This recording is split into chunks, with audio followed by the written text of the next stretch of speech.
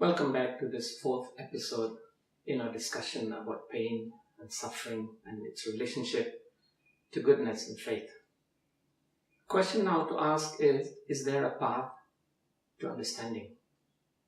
It is crucial that the biblical data be examined thoroughly and objectively. If we are willing to do that, what picture emerges? First, I would suggest that the misuse of godlike powers that humans, particularly Adam and Eve, were given, had very negative consequences for the world. The tree that Adam and Eve were told not to eat from was called the tree of knowledge of good and evil. The Hebrew word pairing suggests that it was the tree of knowledge of good evil. Adam and Eve were not created in intellectual and moral ambiguity. Since God created them in His image, He also equipped them with three skills that would define that image: creativity, intelligence, and will. At creation, God attempted to shield Adam and Eve from actually knowing the evil that thrills but causes pain. All this implies that the misuse of these powers would have dire consequences on the human race, as history has amply demonstrated. In this sense, suffering is a result of the misuse, or we might say abuse, of the image of God and these powers that God has granted. That God allows this is testament to the fact that He is neither reticent about His creative will nor wary about His creative activities. Second, despite the misuse of the powers God has given, God is still very much in control of His creation.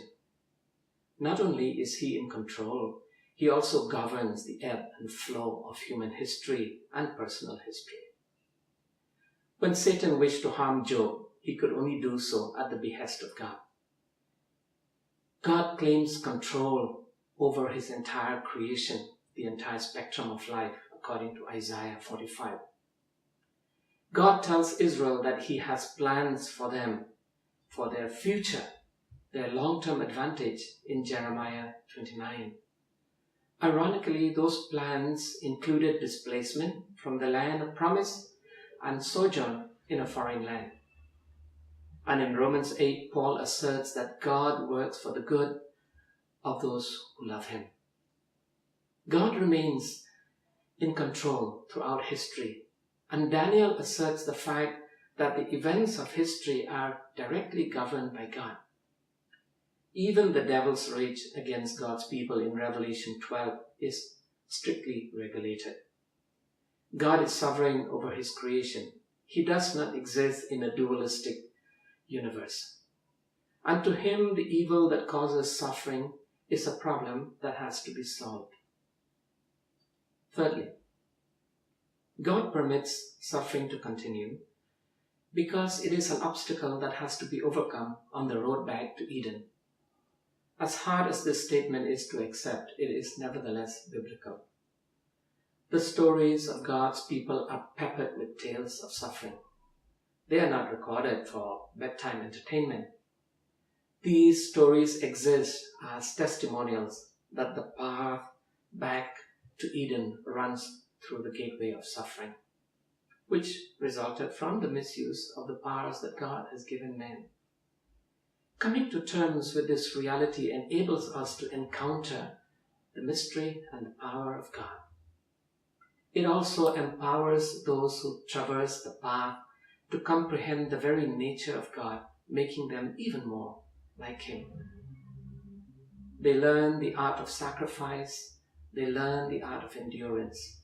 They discover that those who wait on the Lord will have their strength renewed and they will rise and fly on wings like eagles.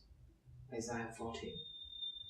This voyage of discovery enables persons of faith to scale to new heights in their relationship with God and evidences to them the strength of commitment that this God has towards His people.